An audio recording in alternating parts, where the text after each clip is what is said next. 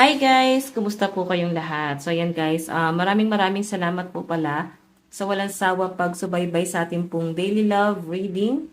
And kung ikaw ay bago pa lang sa ating channel, mag-subscribe na po kayo. Then i-click mo na rin yung ating notification bell para lagi kang updated sa ating mga bagong upload. And guys, sa mga interested pala sa ating private reading, nasa description box below yung link, message nyo lang ako. So tignan natin kanina pong love reading itong masasagap natin ngayon.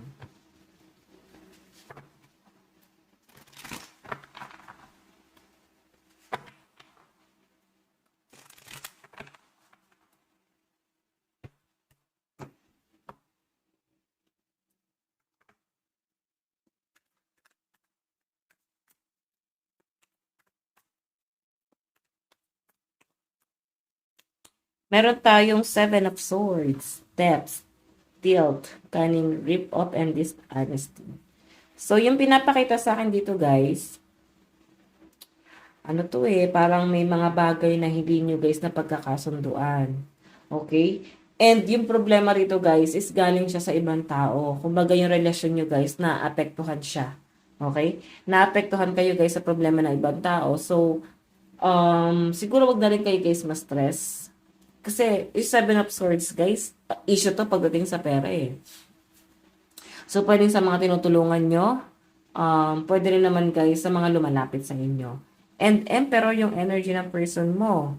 Ace of Swords, realization to, no?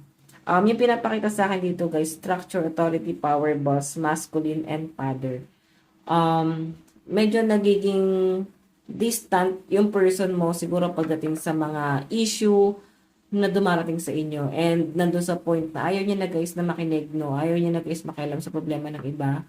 And nandun sa part na iniisip niya kung ano yung kaya niyang gawin or hanggang saan niya kayang panindigan yung sarili niya. Okay, tingnan natin. Meron tayong Knight of Cups. Romance, chivalry, leading with heart, imagination. So, meron dito guys, parang nandun naman sa point na mahal ka ng person mo. Ang problema lang guys, ayaw ka na rin siguro niya guys, ma-stress sa mga taong nang-aabuso sa'yo. Ang problema lang din, pwedeng ikaw tanggap ng tanggap, hindi mo maialis yung sarili mo sa problema ng iba. Or pwede naman guys na problema niyo pero para sa kanya nagiging parang binibig deal mo masyado. Okay, masyado kang naapektuhan. Nandun sa point na masyado kang problema. Okay? Na parang dapat hindi naman. Okay? So, yun yung pinapakita sa akin dito, guys. Nag-offer siya, guys, ng tulong sa inyo or nag-offer siya ng cup of love. Pero dumarating din kasi sa punto na parang feeling ng person mo. Hindi niya na alam kung ano yung iisipin niya. Hindi niya na alam kung paano pa siya makakatulong sa inyo. So, parang hinahayaan ka niya. Okay? Tingnan pa natin. Kanina po itong love reading. Meron po tayong Nine of Cups, wishes granted, plenty, happiness, wealth, and comfort. So, yung pinapakita sa akin dito guys, itong Nine of Cups is wish card. Meron kang gustong patunayan. Okay? Meron kang gustong patunayan sa person mo. So, ano yon? Pwede kasi guys na kung ano yung pagiging matigas mo na yan, pwede maka-apekto sa inyo. Siguro, iwasan nyo na lang guys yung pagiging matigas. Iwasan nyo na lang yung parang hindi kayo nakikinig, no? Kailangan manindigan din kayo dun sa problema. Or isipin nyo rin guys, kung ano yung pwedeng makabuti sa inyo at pwedeng makasama sa inyo.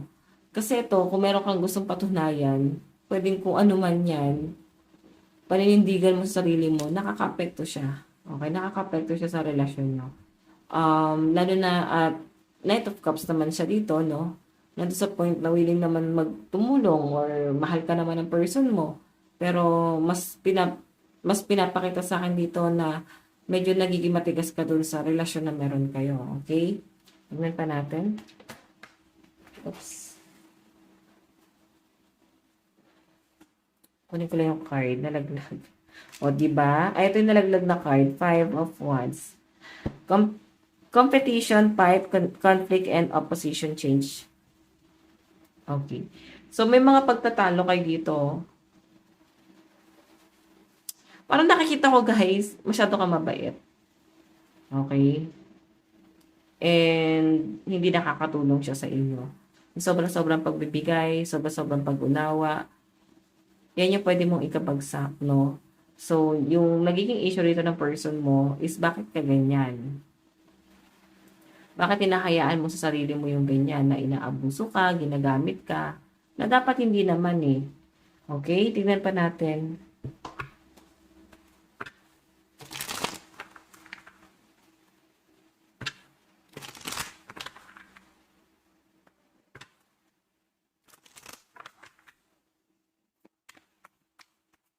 Kanina po itong love, reading, spirit guide.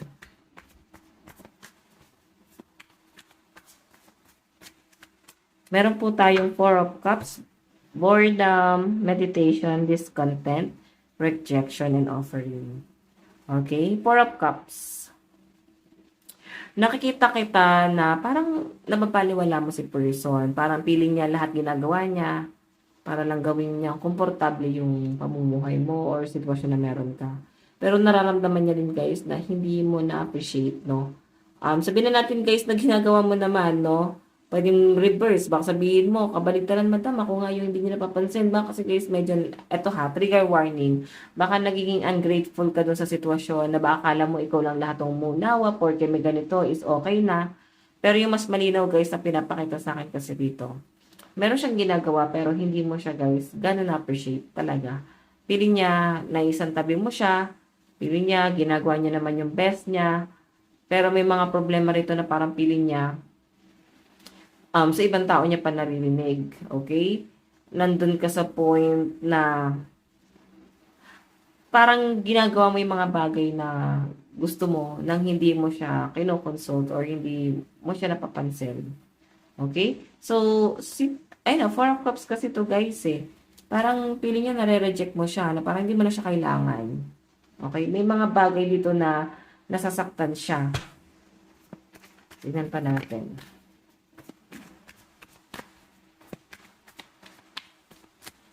Meron tayong Seven of Cups, illusion, choices, fantasy, vision, hesitation, and temptation. Okay? Kaya siya guys natatempt sa iba. So, pwedeng issue niya na to before or issue niya na ngayon na nagkakaroon siya guys ng mga ka-talking stage, may nahuhuli ka na may mga kalandian siya, ka-flirt. Balansehin mo. Baka kasi guys na-push mo siya na gawin yan. Though hindi niya naman guys gustong gawin, pero nagagawa niya ngayon. Pero ito kasi guys, may mga option na siya dito. Meron siyang gusto mangyari and sineset niya na yung sarili niya sa mga bagay na gusto niya mangyari para sa sarili niya. Parang nandun siya sa point na yes, hindi mo siya nakikita, hindi mo siya na-appreciate. And kaya ang ginagawa niya dyan guys, ginagawa niya na lang yung best niya. Okay?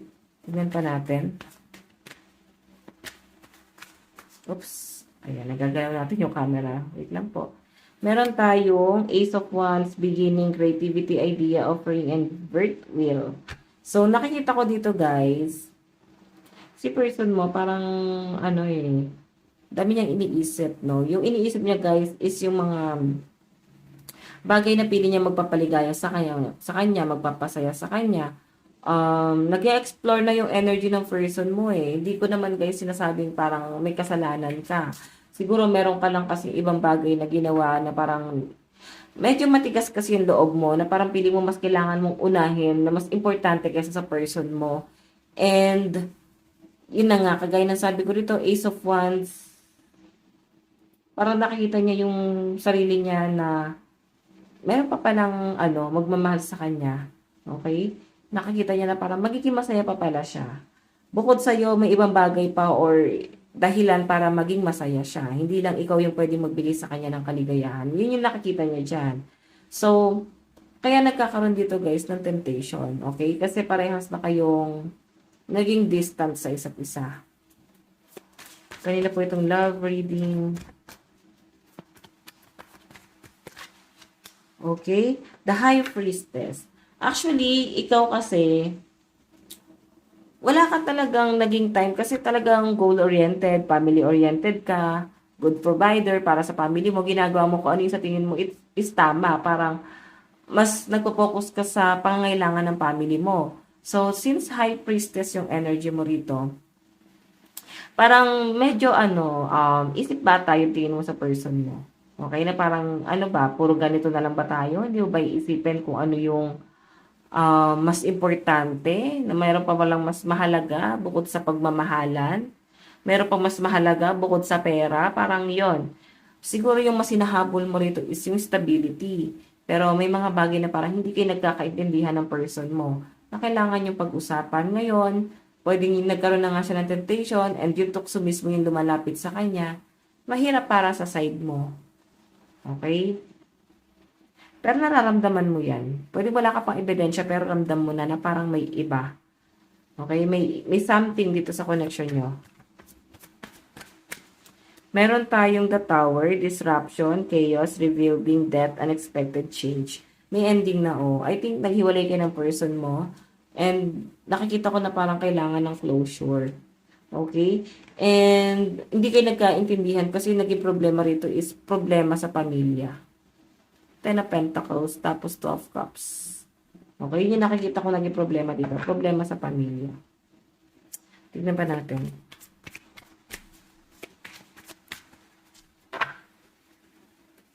Overall energy.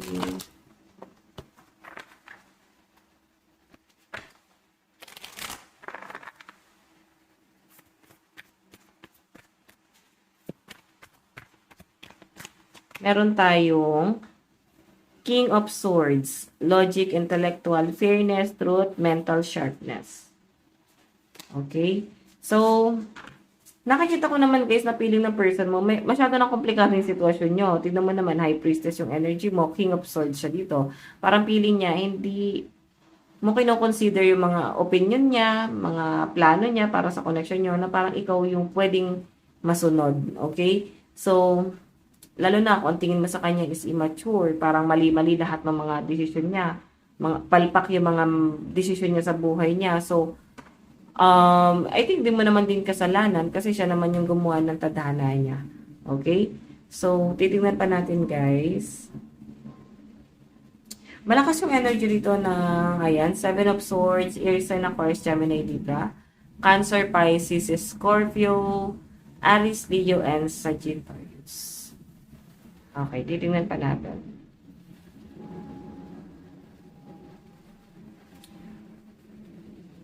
Wait lang guys.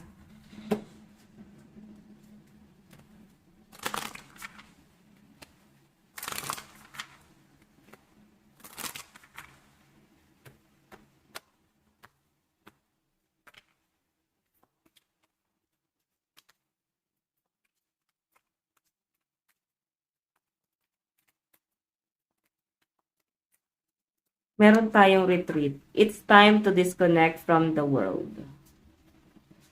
Okay? So, nakikita ko dito guys, meron siyang ibang ngayon, kasama. And mas nafe-feel niya yung love nung person na kasama niya ngayon. Okay? So, yung ending na naghiwalay sa, I mean yung ending na nangyari sa inyo guys, parang nakahanap siya agad ng person na tatanggap sa kanya. Ngayon, medyo unti-unti siyang naglalaylo sa connection nyo.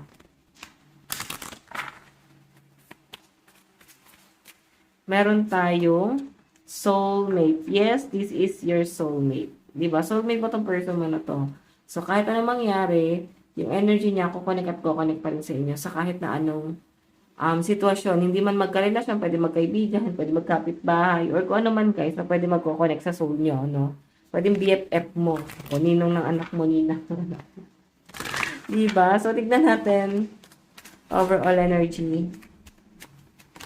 Meron tayong finances and career. So, ikaw kasi workaholic, nag-focus ka sa ambition mo. Nakikita ko mataas yung ambition mo eh. Mahirap din talaga guys. No, mahirap din talaga sa side mo. Kasi yung expectation mo, hinahabol mo eh. Oo. Nahirapan kang makuha yung expectation na yun. Tingnan natin.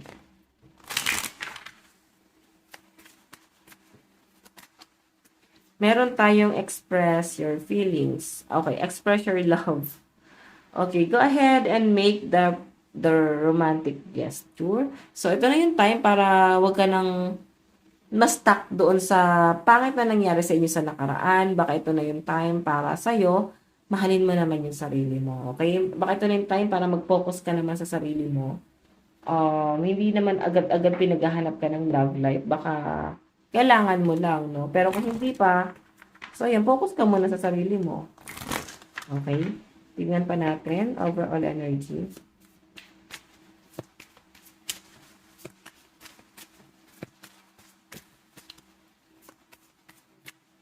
Meron tayong enlightenment.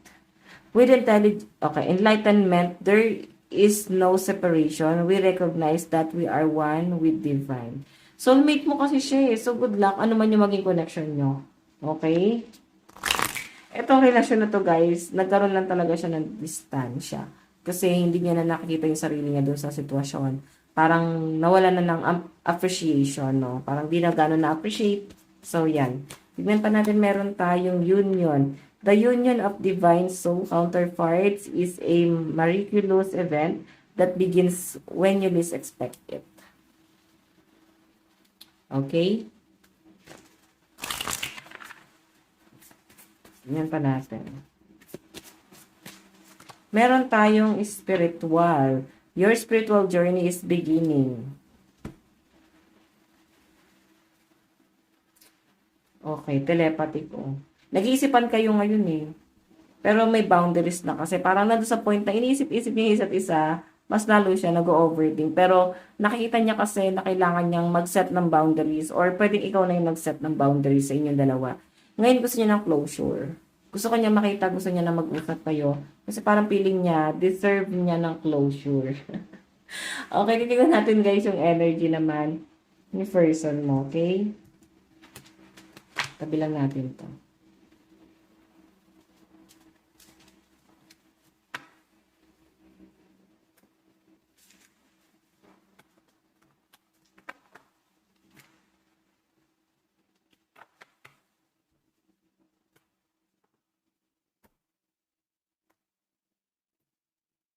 Okay, energy ng person mo, ano yung nararamdaman niya sa inyo?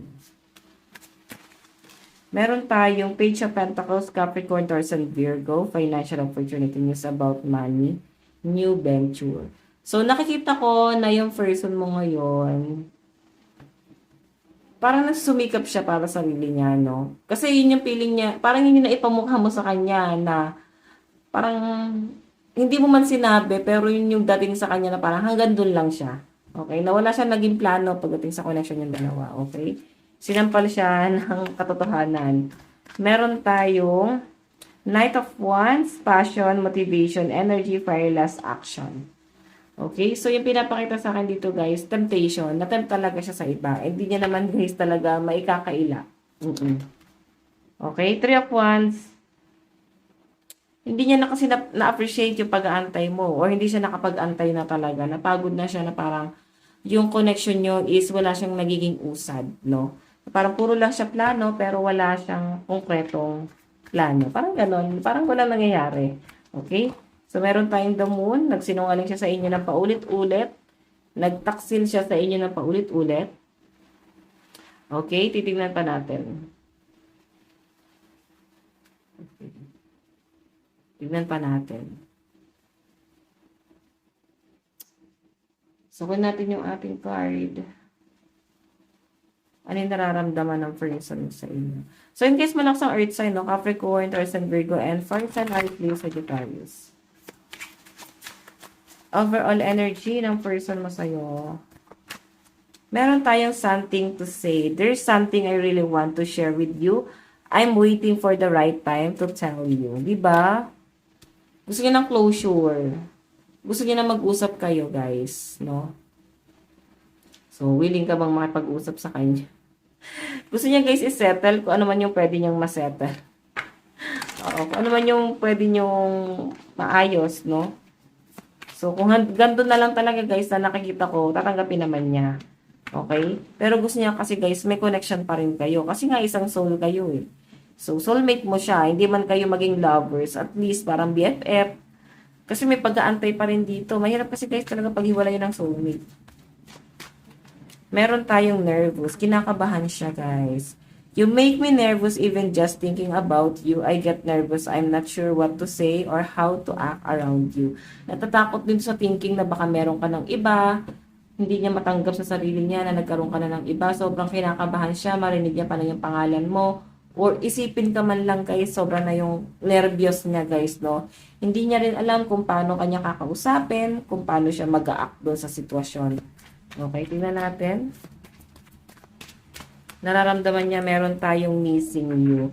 I miss you. I wish things were different. Diba? Sobrang namimiss ka niya. Kaya nga parang baka sabihin nyo, guys, ang bagal-bagal naman yan. Hindi naman siya nakikipag-usap. Actually, guys, kasi nga kinakabahan siya, no? Pero namimiss ka nitong taong to. Kasi nga, marami siya naging kasalanan sa inyo. Though, kailangan nyo pa rin, guys, i-consider kung ano yung pagkakamali mo dun sa sitwasyon. Pwede meron ka naging pagkakamali talaga. Okay? Tignan natin.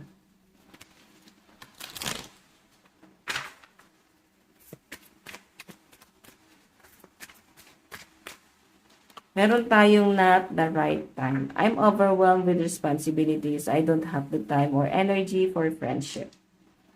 So, yun yung pinapakita sa akin dito, guys. Okay? Parang sobra na siya na overwhelmed daw sa mga responsibilidad niya, no? And hindi siya ready, hindi siya prepared na mag-reconnect sa inyo ulit, pero naiisip ka niya, siguro hindi niya ma-open sa inyo kung ano talaga yung naging problema niya sa pamilya niya. Ano yung naging status nila, ano yung conflict pagdating sa financial. Hindi niya hindi siya nag-open doon kasi mas iniisip niya rito, guys, is parang mas pinakinggan niya kasi yung mga ano mo mga rant mo sa buhay na parang problema ko ganito, puro negative na lang, guys, no?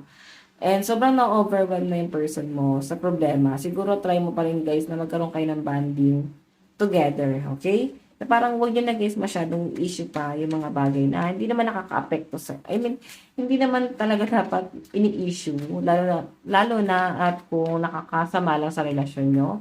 But sana kung nakakabuti, di ba? So, titignan natin. Okay. Overall energy. Meron tayong release your ex. Ayan. May past person to na iniisip. Actually, hindi ikaw yun. Merong ex na nanggugulo sa taong to. Or pwedeng coupling, basta may nanggugulo sa kanya, naghahabol. Isa siguro to sa mga naging issue nyo.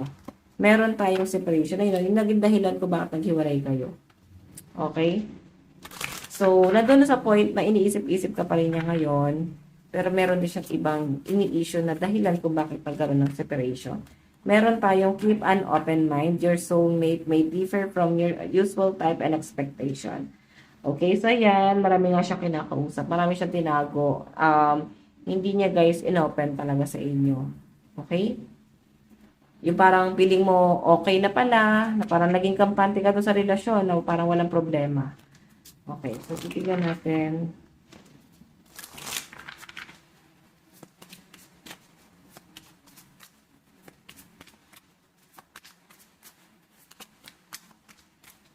Meron tayong we both know I am not the one for you. Oh, di ba? Feeling niya talaga hindi kayo para sa isa't isa. Okay? Parang hindi siya karapat-dapat para sa inyo. Meron tayong I am afraid to contact you. Kagaya na sabi ko, nahihiya. Wala siyang mukhang maiharap sa inyo ngayon. Yan. Meron tayo I want to feel that way again. Yung tipong ayaw niya na ng connection sa inyo, pero gusto niya ulit ma-feel yung kung ano man naging kayo. Kung ano man kayo before.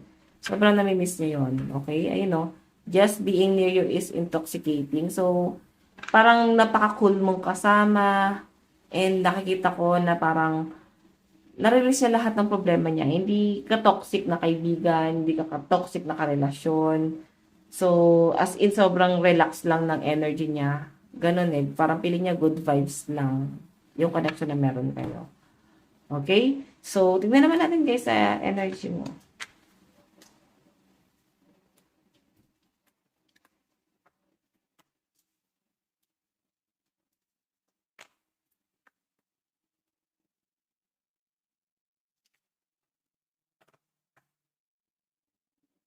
Okay. Overall energy, nararamdaman mo kay person. Meron tayong the Empress, abundance, fertility, pregnancy, marriage, creativity, pleasure. Ayun na nga. Pwede may mga buntis dito or pwedeng nagplano kayo na magpakasal or bumuo na ng pamilya. May nakikita ko dito guys, blessing. May blessing na dumarating eh. Pwedeng pamilya kayo nito or pwedeng may binuo na kayo pamilya. Oo. So, pwede naman yung parang nag-live-in tapos nag-adopt kayo ng dog or parents kayo. So, pwede na rin yan guys. Matatawag mo na rin pamilya yun. So, 3 of Cups, celebration, friendship, support fan, joy, achievement. So, sinuportahan naman pala guys. Naramdaman mo yung support, full support na ginawa nitong taon to. And sobrang na-appreciate mo siya guys. Ang problema lang guys, natukso siya. Siguro talagang na-pressured siya dun sa relasyon. Okay, tingnan natin overall energy mo. Run away. Would you pack a bag and meet me in Hawaii? I just want to get away from the world and be alone with you. Oh, may mga hoping pa dito, guys. Meron tayong still listening, di ba? So, I think nag-uusap pa rin kayo. And, ayan, still single ka pa rin. Sino ba ng ghost dito? O ikaw yung person mo. Kasi yun yung pinapakita dyan, guys. Okay? May ng ghost. Titignan naman natin. Kasi nararamdaman mo dito, may celebration. Naging masaya ka rin. I think misunderstanding lang to nangyari na to. Okay? Meron tayong express your love. Meron tayong forgiving and learning. So, hingi siya ng tawad sa inyo. Okay? Nasa inyo na lang yan, guys. Kung patatawarin mo siya. Kasi yung forgiving and learning, lulod sa inyo eh. Parang sabihin niya na marami na siya natutunan. Meron tayong wedding. Oh, may kasalan pa atang magaganap dito, guys. Or kasal kayo. Okay, yan yung pinapakita sa akin ng overall energy mo.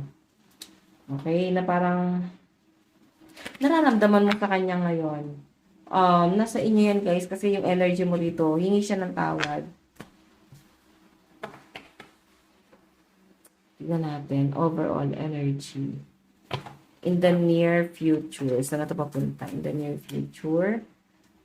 6 of Pentacles. Nakaka-apekto sa inyo guys, yung pagtulong nyo sa pamilya mo, pagtulong nyo sa pamilya niya, na parang hindi nyo binubuo yung pangarap nyo together. Kasi, mas inuunan tumulong sa pamilya. Mas inuuna yung pangangailangan ng pamilya. Kasi wala naman choice. Okay, yun yung pinapakita sa akin. So, tingnan natin. In the near future. So, kailangan nyo guys talaga ito pag-usapan kung gusto nyo mabuo ulit kayo. Kasi may death and revert eh. Ending, transformation, release, change, severance. So, ibig sabihin, nandun sa point na pwede pa itong maayos. Kailangan lang masettle yung mga kanya-kanyang responsibilidad. Okay? Meron tayong obsessed. I think I'm obsessed with you. I think about you all the time. So, you're social and I hope I run into you when I'm out. Okay, you're my soulmate. Diba soulmate mo talaga tong taong to, guys? Meron tayong have my kids. I want to have a family with you. I know you'd be an amazing parent and I dream the day I can experience raising family together. Still listening. Parang willing pa rin talaga na makinig sa rant ng isa. I think maayos pa to guys. Oo, kasi yung yung attachment nakikita ko nandun pa. Oo. Kailangan nyo lang talaga to guys pag-usapan. I think kulang lang to sa pag-uusap. Okay, in the near future, tingnan pa natin. Baka ito ay, lang, tampuhan, no? Tingnan natin, guys, additional message. Meron tayong moment. Think of a special moment that brought you much joy with your parent. Meron tayong embrace. Embrace what destiny has in store for you. What else? Learn. Let love show you how to learn from each other. So, parang kailangan nyo pa rin yung isa't isa. Kasi parang meron lang kayong lesson na kailangan yung matutunan. Yan yung pinapakita sa akin dito eh. Meron lang kayong lesson na kailangan yung matutunan dito. I know, obstacle. Look for ways around the obstacle to find happiness. Sinusubok lang to, guys. Okay, so yan guys. Ito lang po yung daily love reading. Bukas po lahat. God bless and love you all. Bye-bye.